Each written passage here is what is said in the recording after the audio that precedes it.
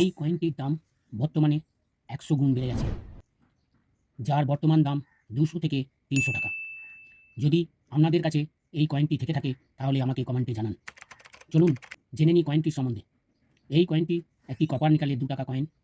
অপর সাইডে ইংরাজিতে লেখা রেলওয়ে 150 গ্লোরিয়াস ইয়ার্স, ডান দিকে হিন্দিতে ১৫০ গৌরবপূর্ণ বর্ষ রেলওয়ে।